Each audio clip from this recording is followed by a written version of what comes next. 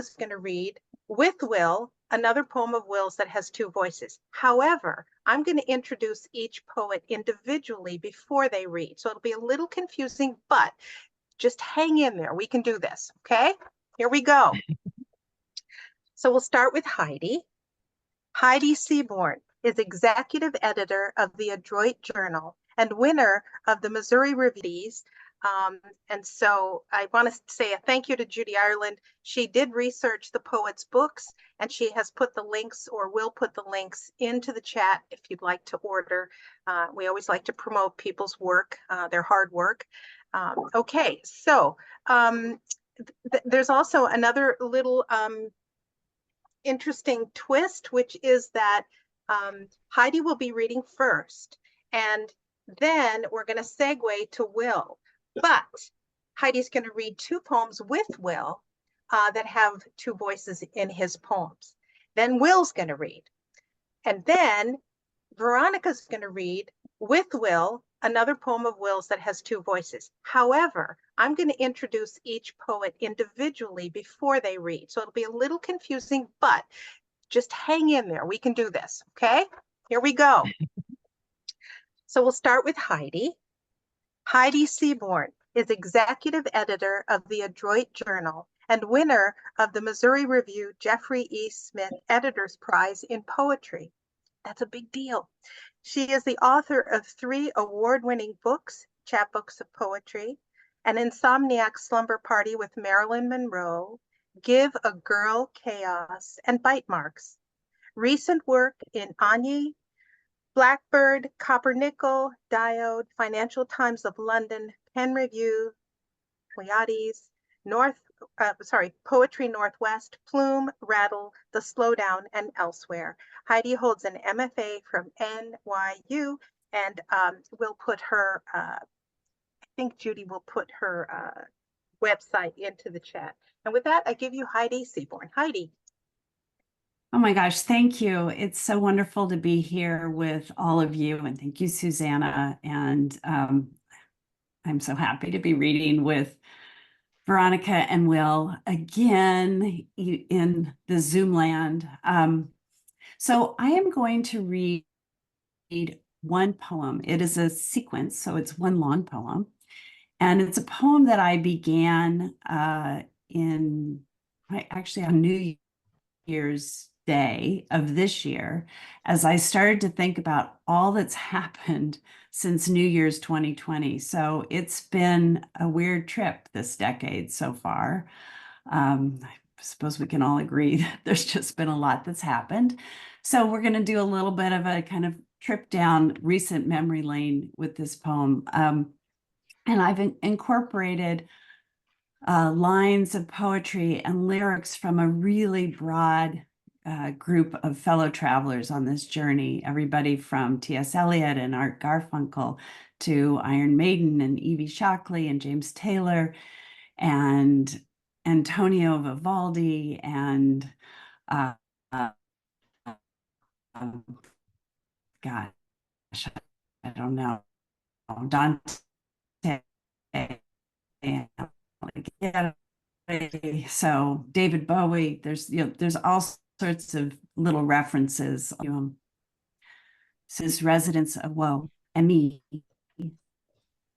holding a family wedding photo. Weather turns anxious, the bright cheek of autumn grayed in a chartreuse-lit lab, in a gold-strafed bureau, men construe a new world. The lifted bow of another year hovers over the strings. The season freezes in a glass of bourbon. I drink as the balloons fall, and the burlesque queen sings Auld Lang Syne, my friends. And we kiss another decade in the millennium crawling across the continuum. Then. Winter, spring of 2020. Voverstavon, I was skiing, old limbs to ski runs, bracing the Wyoming cold. Hadn't I seen a moose loose beneath the lift? Such good luck. A votre santé, a sniffle, and a line dance in the cowboy bar at night. Forgive me, my love, we were silly. The tower clock warning, wringing its snow-covered hands, so cold, so cold. A white kimono fastening over our hearts, the blue-lipped kiss of the Yuki-onna on wintered earth. I slept in that month and the next, until the mackerel dragged the sea lions inland, until the lilacs flurried. I'd forgotten to rush out the door, forgotten the crush. As if the fortune teller had thrown the major arcana card, as if the white horse had thrown the skeleton. So much change in my pocket, and no one takes it anymore. We all know someone, we said, you or the other. Immune sounds like commune, but it's not the same. I had not thought death had undone so many, wrote Eliot. On a walk, the parade I joined twice daily, faces cloistered, bright eyes, following the river of death downstream. I waved to Rick, the bookseller, to Claudia, another poet. My words churned beneath the lane of cars cruising Beach Drive. There is nowhere to go, and everywhere. I spade my garden after the hyacinths die, drop in seeds that promise bees and butterflies. The carcass of winter turned over while I was sleeping, revealing a portal. Who would we greet there in our pajamas? While PBS gives nightly tribute to the dead, we mourn through a box at a box, grief squared. What are my odds singing Che si togli el rospere from my balcony? In the heat of the moment, I think to escape prayer, not my thing.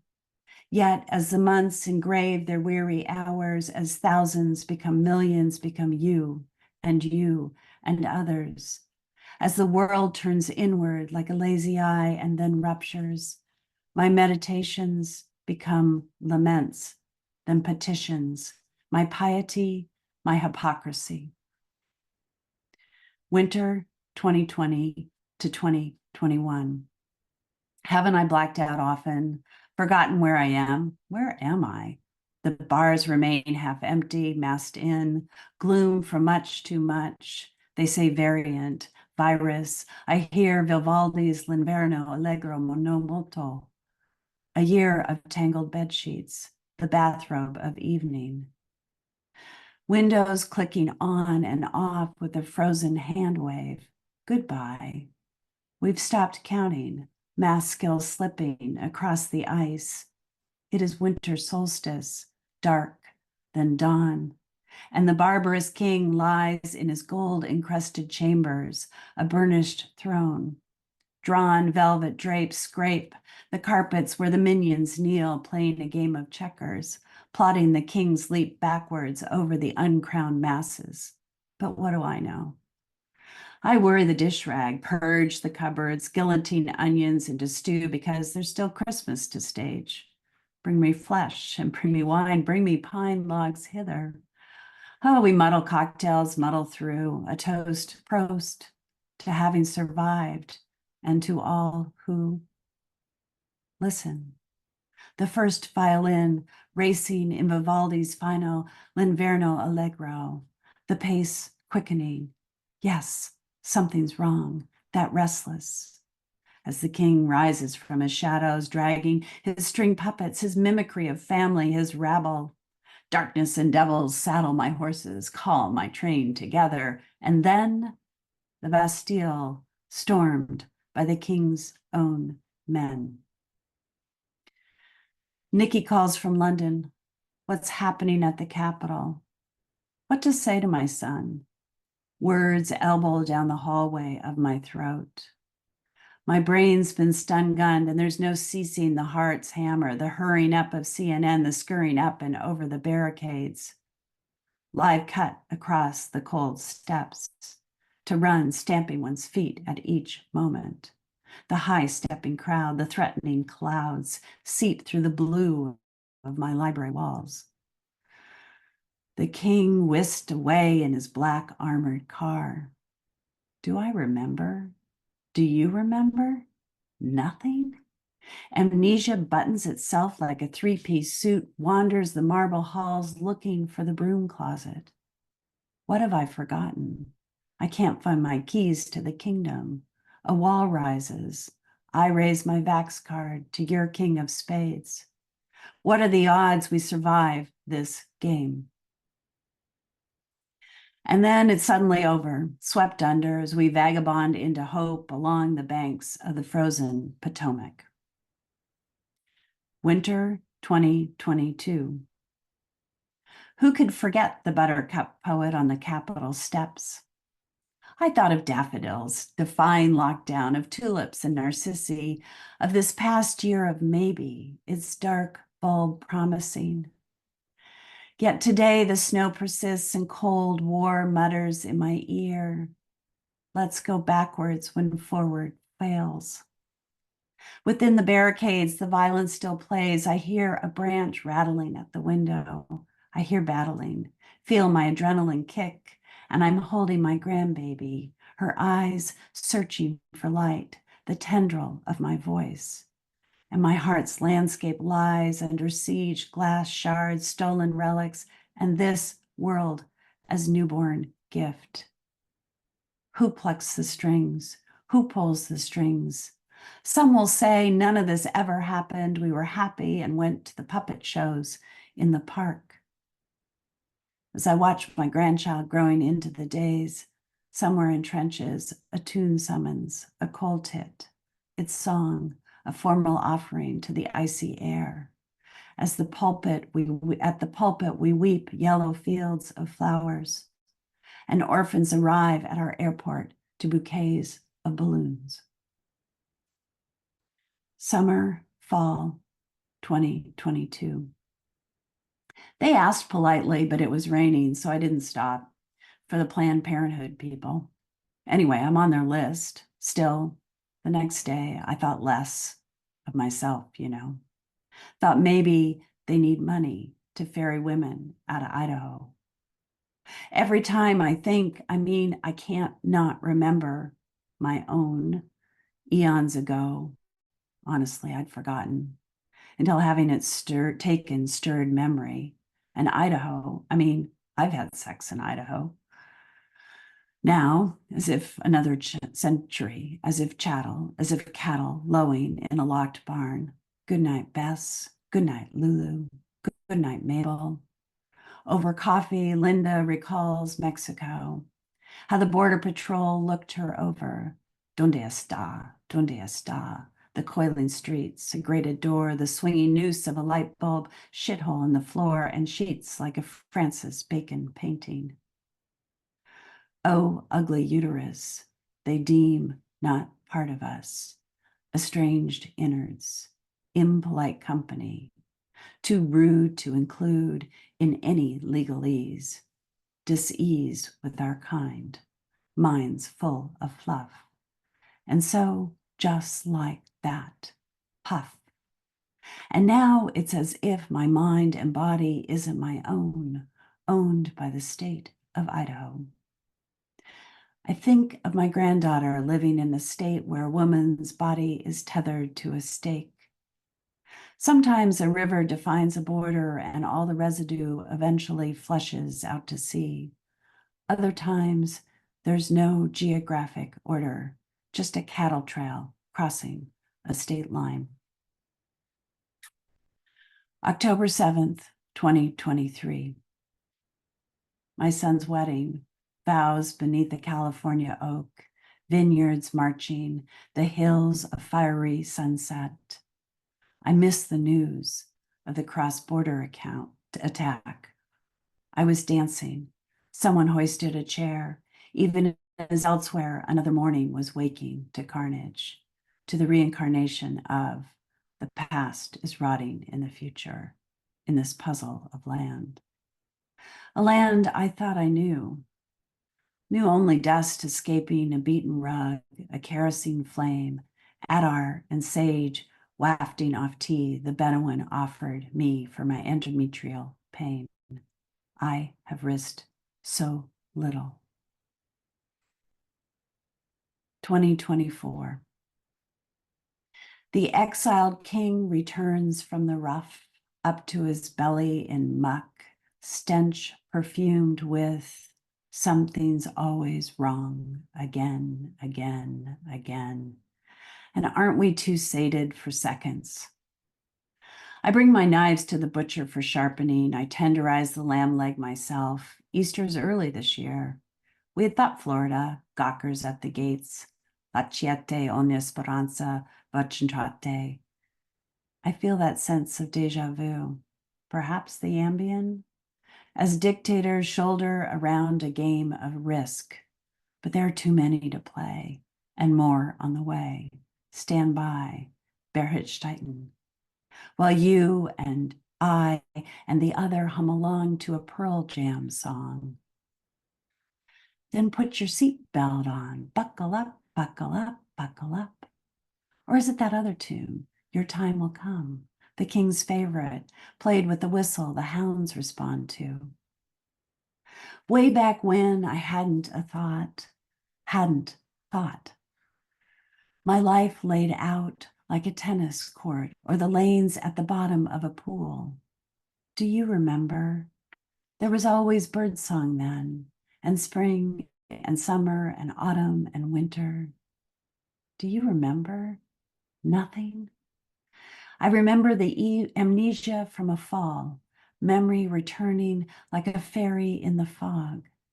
Haven't we met somewhere before? Somewhere on the infinity loop, looking for a terminating condition, an end to it all. Continuum.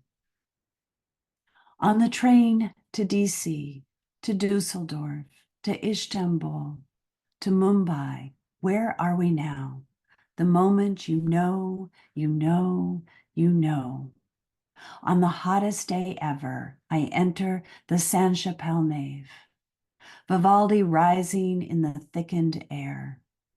I sweat through the seasons, through the crescendo of tanks grinding villages to resin, of boots on the march again.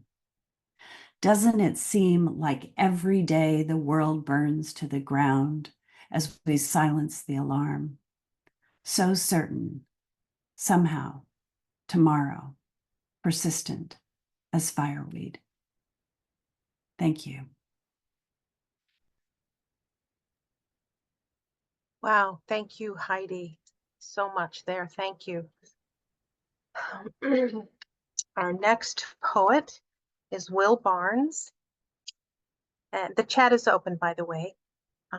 Will Barnes works as an ecologist for the New Mexico State Land Office. His first collection, The Ledger Book, was published by Taos Press in 2016. He is also the national winner of the 2022 Hillary Gravendike Prize from Inlandia Books for his second collection, The Artemisia. Okay, got it. 2024. Nominated for a Pushcart Prize and winner of the Oberon Herbert Prize and Julia Darling Memorial Prize. His recent work has been published in Bangalore, Comstock, Crab Creek, Illinois, Mudfish, Oberon, Ocotillo, and Sixfold Reviews. He lives in Santa Fe. And with that, we give you Will Barnes. Will? Thank you, Susanna. Thank you all of you for being here. This is such a lovely, it's such a lovely group and so nice. It's really just great to be invited and really happy to be here. So thanks, Performance Poets of the Palm Beaches. It's really tough to follow, Heidi. That was amazing. My book is called The Artemisia. It's a love story, and it grew out of a correspondence. And so many of the poems here are written for two voices. And I wanted to try to evoke the feeling that happens when you have a really close correspondence with a very close friend. Just the way that works in writing. I wanted to try to get that into poetry somehow. And this is what happened. So there's a little bit of Dante and Beatrice. There's a little bit of Artemis and Actaeon, and a lot of sort of the story of where the muse comes from. And so really grateful. Heidi's going to read with me at the beginning a little bit, and then Veronica at the end. And this will be a big experiment. So we've never done it through Zoom, so we'll see how this works. But thanks for giving us a chance. And also, what I wanted to say is, if it gets glitchy, somebody say something. Susanna or Heidi, say something, and we can adjust on the fly. I'm gonna have my book in front of me like this, and so I'll be reading toward the screen. We'll see how that goes. If that doesn't work, I've got some other ideas. So great. So thanks again so much. The first poem I'm going to read is called The History of a Color. And this comes from the beginning of the book, and it's about the color green. The history of a color. You can see it where the pathway bends into the hills, across the contour, rising, all the grass in seed and thick between the ruts and where the road falls off. Cow fields, a wooden gate. Hedgerows mark the water lines. Everyone is calling. The skies darken, piling into the north. No single color in the chromatic range of green appears in Neolithic painting, and the glaucous sea is the same shade to Odysseus as Calypso's glaucous eyes, as the glaucous underside of the leaves in her orchard, as the shimmering honey she makes, a sweet paleness there. Lying on our backs in the dirt by the summer ditch, we can hear it. There is nothing in between, the air and the body itself, gray-barked, riven and wet and filled with its voices, a shelter, closest skin. Goethe says, darkness is not the absence of light, but rather another kind of wave, like light, complementary, as mind is to heart. Color comes from holding hands, the warmth that rises in between. A pair of salamanders, suspended in the lake, in the middle place, woven into the seam, binding night and day, columns of gold descend into the water, deep into the heart, still as a match. Then Viridis appears, and a whole family of names to mean the luminosity resident in things, viridine, viridescence, verdance, verdure, verdit, rising from within, the way knowing feels before speaking can begin. At first, I couldn't see. I couldn't tell between the mirror and the gaze, your fleeting eyes, the glance, your sunlit arms. It doesn't matter. You were here, a sudden fluency. Eyes closed, windows flung wide, and the wind so near and ready, and the brilliant canopies of leaves, and the sudden rain pouring straight down in. So she arrives, and they begin to write together. And so this is one of the poems with two voices, and Heidi's going to read with me. And it's called La Grâce d'un vol, which comes from a line in Cyrano de Bergerac, where Cyrano is been hit on the head with a pot of flowers, and he's reading his very last letter to Roxanne. He's reading the news to her, and he's watching the leaves as they fall. So La Grâce d'un vol. Tell me where to begin. By the waters. Sunlight falls through the leaves, brightens the gravel. There's moss on the rocks by the creek, a deep pool. You are my lost, found wild child, eternally hatching. And you, my mirror. I'm trying to see what kind of winged I am. Dragonfly, damselfly, flying fish. Yes, it's the form I question, the costume, Whether it's given or made, or shockingly accidental. as chestnut stamens now strewn everywhere across the rocks, streamers in the water, a pendulous confetti. Sorrows peeling from the sky. And beautiful because the simple rain given to the wind. But no, shouldn't we say leaf wings soaring then to land, because we want the falling to be flight, En meltant bien, everything's drawn in. a secret love.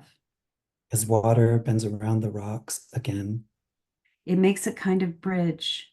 step by step, my feet in sunlight now, how I would stay To watch the hatch, the fading too, to see what we become, a wildness unbound, a chorus of waters. spirals and falls and eddies and leaves. And this tiny fish, this speckled dace that I can see only now, She is so much within, the fabric of the stream until, the veil lifted. did she decide for me to see? She is herself most truly. And holds to her lines and sways at the edge as if to catch some thinner thread, then flashes, sometimes quick, toward nothing I can see, and back again. Glittering text, she's stitching something in. And if she disappears because I move too quick, Because you want to swim alone together in the story of water. My dear, a thrill hums in everything. You, me, the mayfly's sticky wings. and this is called the art of collage. The art of collage. Choose your color, fold the page, fold again. Now, tear from the corners. If you lie level with the water at dusk, at the very edge, you can see the hatch. Tiny white sails peel through the surfaces, then float, clear for a moment, then leap into the air. Make crescents and circles and squares, make triangles, save the pieces. Sometimes you come to a place where the pine cones have fallen together into a shallow bowl, fitted perfectly to the ground, as if they had been calling each to each, one and one and one. Make a pile of the shapes and colors, let them drift, let them settle. The days may pass, then weeks. You might decide to stay by the creek bank, to name the shallows, the greens. Sometimes you find a strangeness there. Sometimes it comes in torrents. And when you return after the rain, look for the shapes that fit, the colors that glow side by side. Look at the edges. Once I caught a fish, far and high away. The country was granite and pine. The waters made amber by the gravel inside. Look where the fibers come loose, sometimes clustered together, sometimes crosswise, overlapping. The tear is ragged, uneven. Look how the texture of the page rises from within. Brook trout, gravid, barely the length of my hand, a flashing white streak at the edge of the fin, and then a thin black line, and then crimson. There's a landscape inside, contour. Look, you can see where the cut softens at the edge, where the paper comes undone. It beckons into the space between, as if to reach across, leaning toward and through. And something else, something muscular and strong, fluid and wild, her body pours into the hollows. Take these and the stream-colored light, the pathways circling. And falling the way it does through the trees. Mm. Thanks, Heidi. The lake only water. You wait for me at the shore, curled up in the grass, thin as a moon, wrapped in your towel. We paddle together to the dock and sit in the sun. The swallows come out. You slip into the lake and swim. Angular arms, sunlight flashing, easy, elemental. And then you change direction at right angles to yourself, crossing and recrossing your own wake. And I wonder if you are writing to the birds what you are trying to say. I love how the lake holds you. And there I am in the late afternoon, in the middle of nowhere, in the middle of my life, watching you speak in some ritual language, the language of women, of birds, the language of water, as you pull yourself glittering up and out, laughing, and I cannot look away.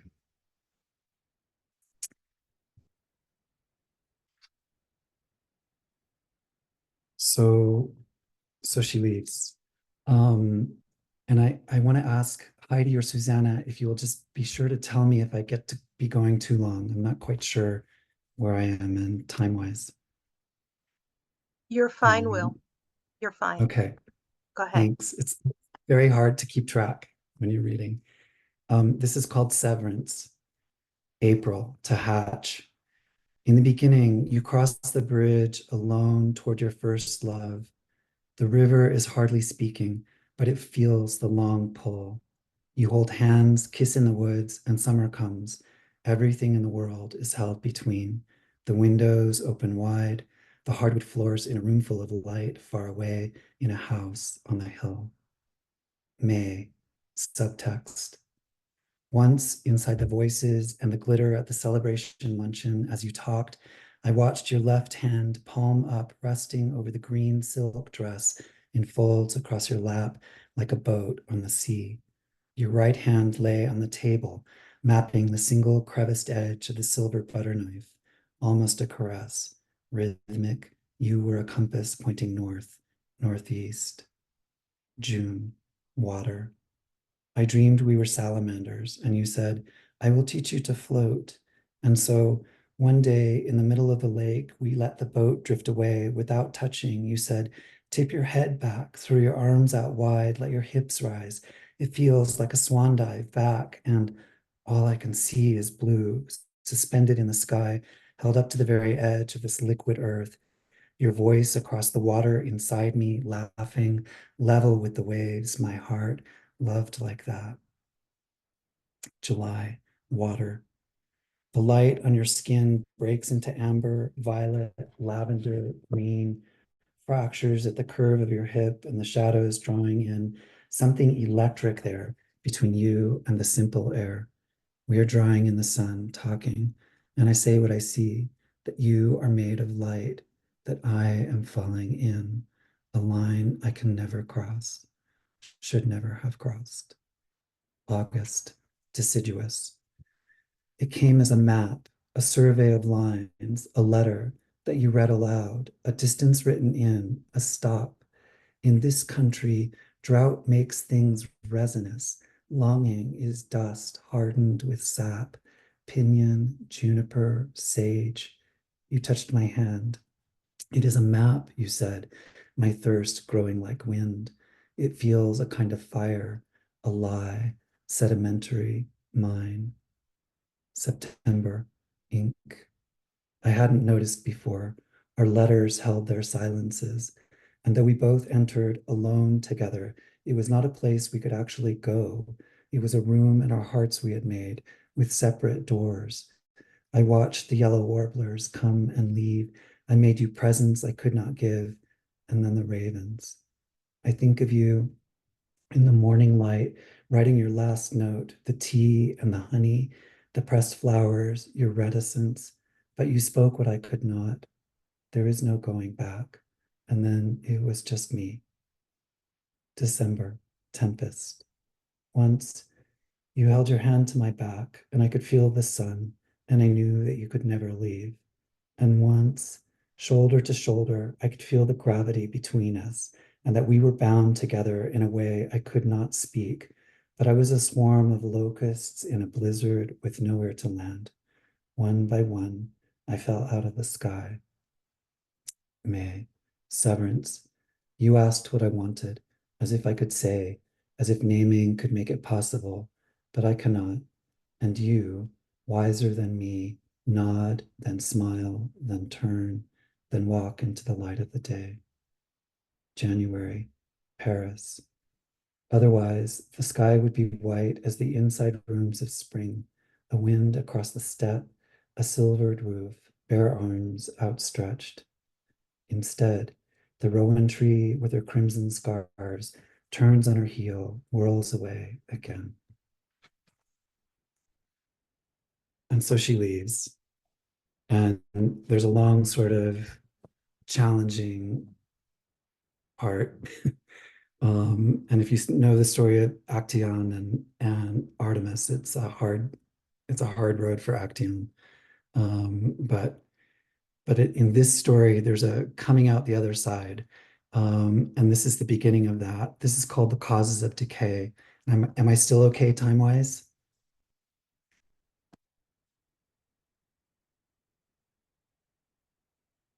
Yes, okay. The causes of decay. Curled up and by me, entwined, your legs drawn in, laughing like a bird, and the veil drawn over between. I want to be alone or with you, like eggshells or deceit, that outward face in. I remember so clearly 2 worlds. I was split in half and no one knew, or late now, snow moon, waiting and waiting. Gas cap, toothpaste, drive to the plains, walk, sleep, read, write, walk. Finally home. A tangle of women swim toward me, swirling, the mysterious one leaving, returning. She is young and pretty, and I want her. She asks to marry on the weekend, and I say yes, excited because she is dressed in flowers and all will be well. But then I remember I am already married, and on the way to the church, I am late, and I have to work, and I have to tell her, and I think about calling, but I think I should tell her in person, and I'm still trying to catch a yellow cab, or should I walk or take a tram or marry both? And what would she say? And what would she say? And the sky is blue and dressed in white lace in the San Gabriel mission in an old Spanish town like LA, because she is Catholic and we must marry in the church of our mothers. The door to the house is ripped from its skin. Light streams into the foyer, across the tiles, reflected off the mirror, through the cracks on either side, unhinged. The wood is splintered, torn. I can't put it back. It won't close, won't lock. Tipped to the jam, it won't fix. And the light pours out in sheets. I wake up thinking about sex with strangers. It's alienating. The sky is blue. The garden's thirsty, hot, centered like that, pelvis to pelvis, how perfectly we fit, lips in my mouth, the better to speak you with, my dear. Feel something, heat rising. I want to be inside. Pink salt dust clings to the crystal salt boat, a kind of desert on the glass, a perfect storm. Apples, avocados, cheese, pasta, scallions, blueberries, wine, Baudelaire. You hold the pencils like a knife, twisting, drawing down toward your body, laying paint in long, sinuous lines. These are trees, a garden of trees, each slowly thickening, as if to carve the space between, as if the colors in their lanes slowly urging something from within, sculpting ribbons, sunlight, wind, Shiraz, bronze, sienna, then scarlet lake and crimson lake and deep vermilion, the edges of a lure. What happens when you cross? We walk together side by side in a dark set of rooms, a hallway in an evening place, not a city, but chandeliered with noises in the walls, a catacomb, cut rock and shadowed to a gathering of names, pinned and yellow with voices. We are standing at the wall, choosing, and then you are leaving again, your long legs striding into the cobbled dark, a psalm of sedges, obtuse, loving, clustered, needle leaf, dry spike, western, mountain, little wing, sun, analog, woolly, water. Because of the war, we hide in the bed inside a wooden frame, buried under blankets. Stay low. You press against me, curl your hands into my back so that your narrow hips lock into mine and your skin waits still.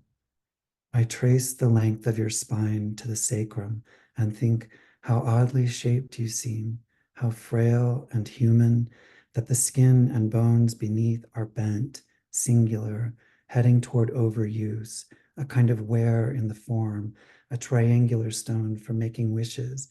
There, pressed into you, toward the idea of you, how possibility still waits. Even with this lurking disintegration, there is still light, as if from inside.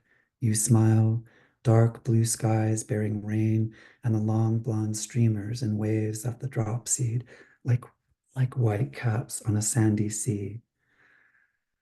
I tell all my stories to the flame at the small of your back in a circular script, side by side. We are wrapped in leaves, lemon, butter, salt.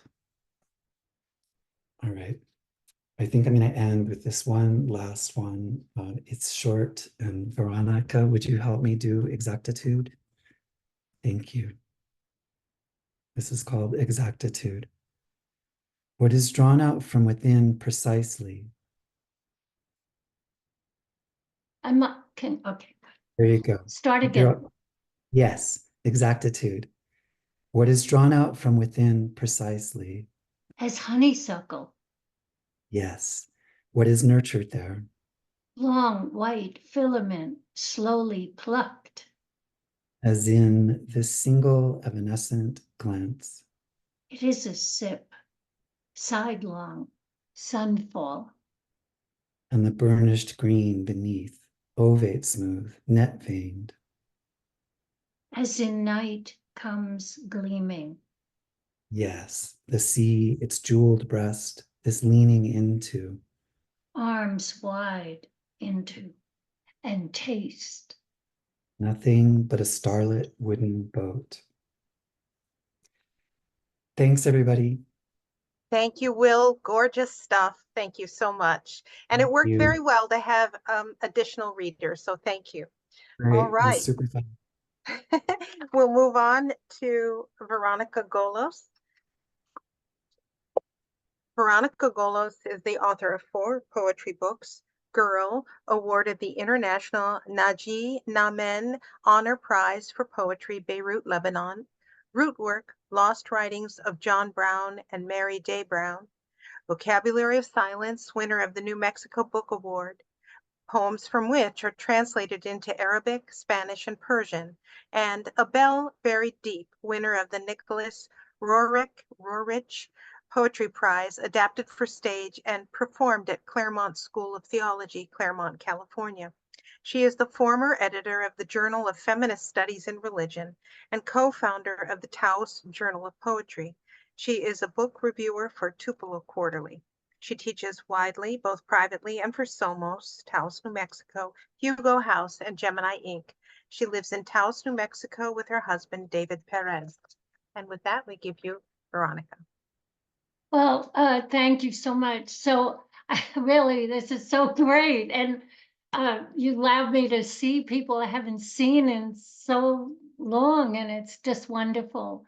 I want to say that Andrea Watson, who's the publisher of Three at Taos Press, is here, and we're very happy to see her. And I do want to say that Heidi, Will, and I have met for about a year and a half every Saturday. So we call ourselves Saturday at 10, because that's when we meet. And actually, Heidi is from Seattle, Washington. So I just wanted to clarify that, even though we consider her part of the Enchanted Circle here. So the poems I'm going to read, they're all new poems. And I guess a theme of them is music, what music can do, and love, and well, you'll see. Art Pepper plays. Listening to Art Pepper play, you'd be so nice to come home to, and thinking how the blue pines descend like stately women down the mountain's side, ruffled in green this time of year, prickly, yes, like when they were girls just before their period.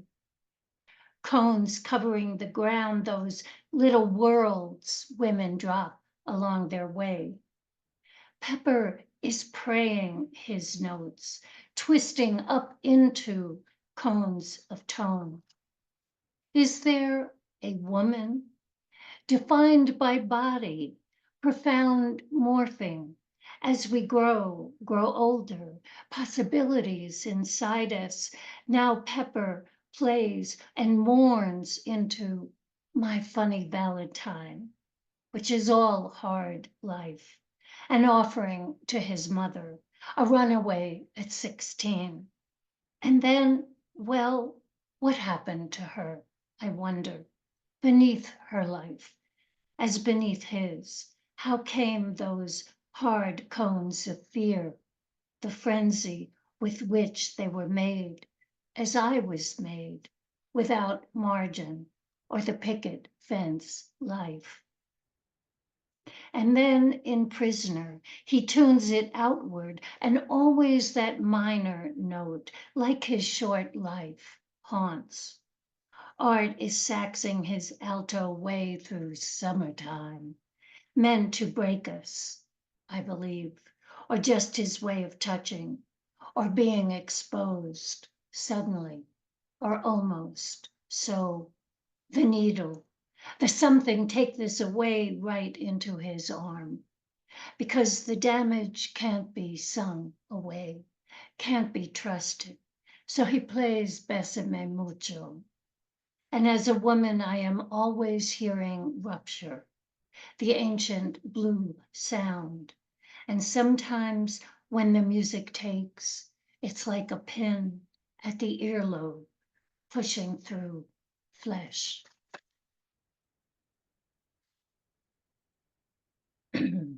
Duende in New York. One milky eye, one brown, most days, round 4 p.m. the old man pedals his blues, riding his bicycle, his boombox wedged between the handlebars, releasing Bessie Smith, Blind Willie, Slim Pickens, Leadbelly, Moms, and Robert Johnson, always at the crossroads. Oh, but that's singing. You could call it singing, or toil, or hands, or a swinging rope, or love. Oh, yes, love. Those voices brought us to something old and southern and indigo, plucking our bones like music was a nerve in us for a moment. As he cycled his way down our street, through Hell's Kitchen, 8th Avenue, 54th Street, past the bodega, the bootleg, the huge concrete apartments sweating their bricks. As he passed before us, we heard a used-up guitar voice of a woman crying, "Daddy, oh, Daddy," her sweet man gone. The old man bore his blues near our chalked up hopscotch squares, whiskey bottles, burnt tires, the busted wall, Carl's doors open, 4 men with their dominoes clicking on the 4 square table on the sidewalk. He carried his music into the damp dusk, where he began to fade, though we could still hear the wailing above the traffic, above the sirens, the tinny air conditioners. We heard it. We knew it.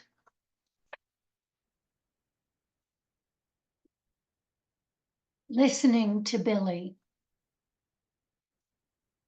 Listening to Billy, I sift and shift, as if the music without her cannot scorch, cannot scrape me, is scentless, because her voice is there.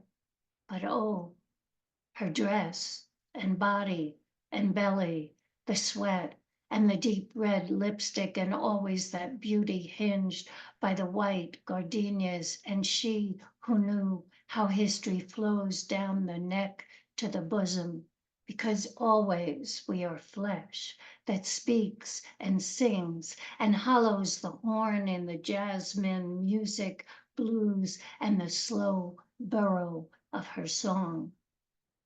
You see, I must listen to the moist, even as my own body arcs and falls to the knees. I can tell you that fall, that kind of sting, is grace. I can tell you that, and how it is sung over and through the sax or piano or even the ashes of a woman, and yet can scald until you know you are split with cries that gleam, a calling, a wave held back by a breath and another breath.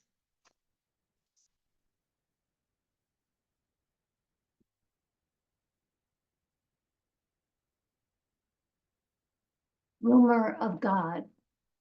After reading France writes God's silence. I know that desperateness that vanishes as it is written.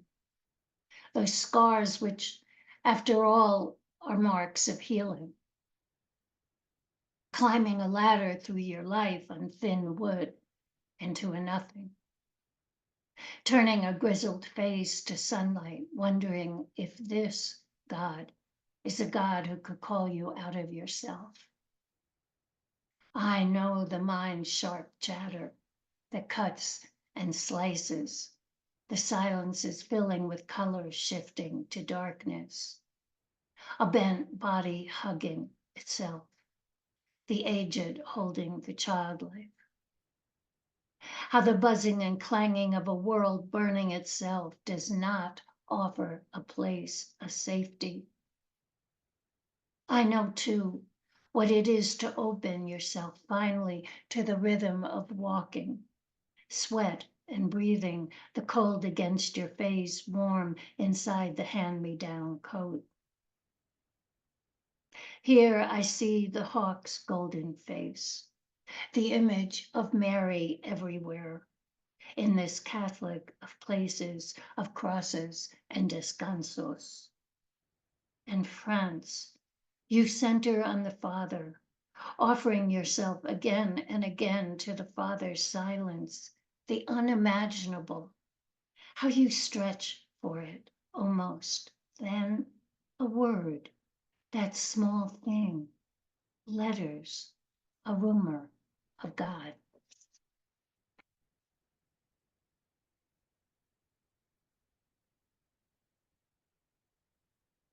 Snowblind. San Cristobal Trail, January, keening cold.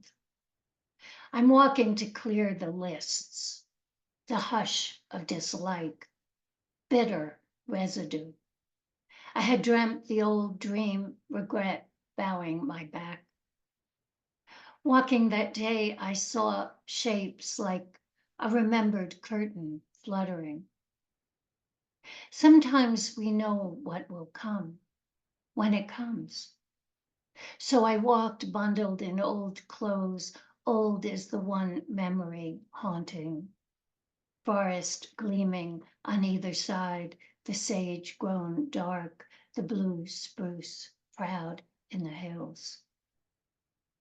There are times we need new sadnesses to forget the ones we carry. The air was almost a color, like pinyon smoke in town. Then I heard the crows, their rasp thick and black as they were.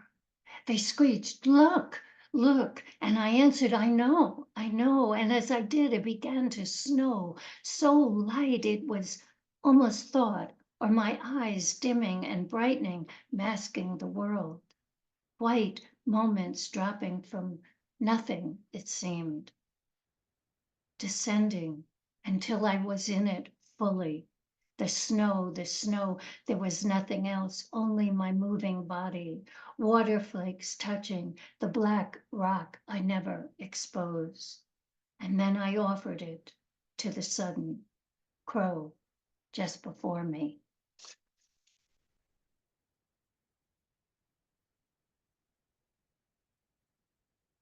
Threshing violets after Yeria Sugarman.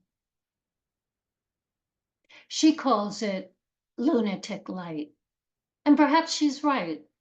There is nothing but chance, a slim guide of sliced light, pointing for a moment at a woman seen from outside through the window, using her wrists to wipe her forehead over the steaming pots, the washing, the ever washing. Perhaps time is a sickle, threshing violets, before we have the chance to enter their centers, their tinge and change. Perhaps we're not meant to see this world, but only glimpse it.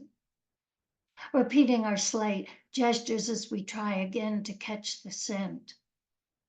there is not enough time to watch sheerness ripen.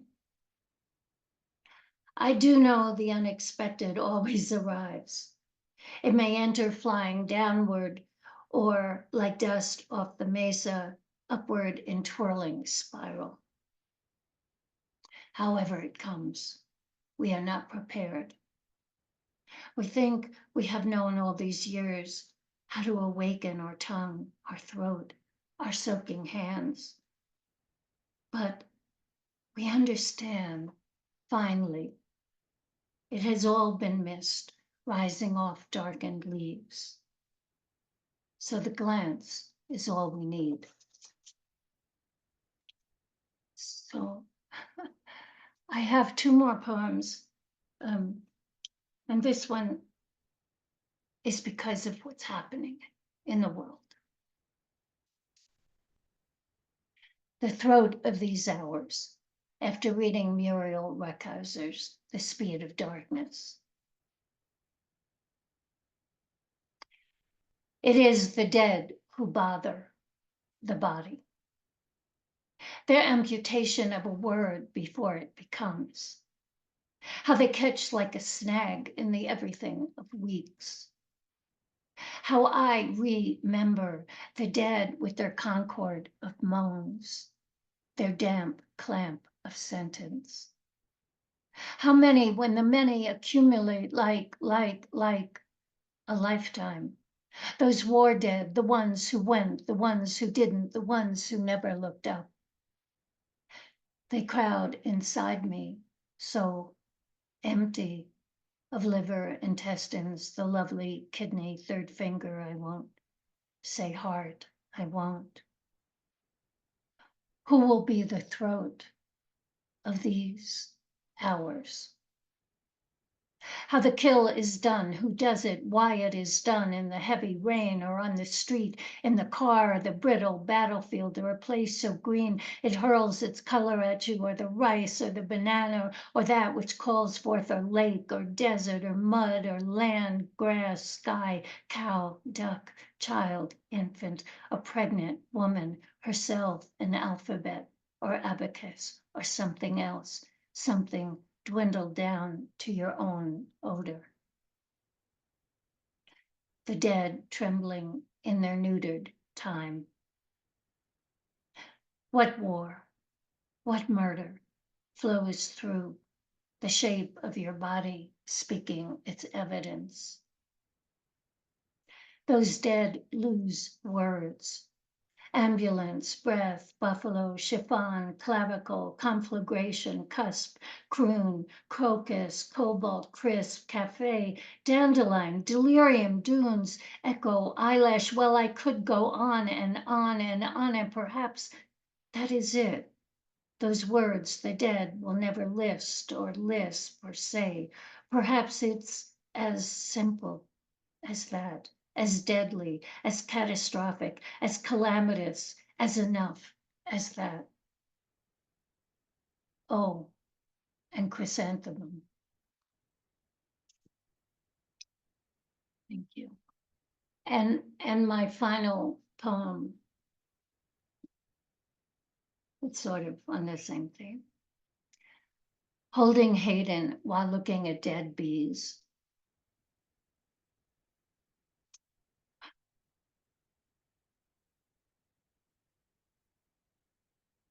Bees die in my home all through the fall. I find them on the steps, between the windows, on the rug, sometimes in the bookshelves, even in the sheets, commas of stiffened bodies, their transparent wings folded back against their hump of striped gold and black, faded, as if they are keeping something to themselves. In their dying, there is the familiar coil of monks in flame, or a twist of paper lit to light the stove. Bees folded into their beeness. Hayden is true and leaning on the window sill. I'm behind him, holding him, and he says, bee. And yes, there is a curled bee, stiff, almost parchment, sleeping till spring, I say, to keep death away from this child. I make a buzzing sound for Hayden, tell him the story of honey, by which time he is eating it by the spoonful from the jar. And there in his fat palm, this delicate unlife. Bees die in handfuls in this house, as if the world itself has become miniature, as if all the wars of earth are being held inside the bees, and in their dying have flown here, upon this red rug, in the slats of my window, come here to tell me about the child in my arms. Thank you. Thank you, Veronica. Such complex and important work. Thank you.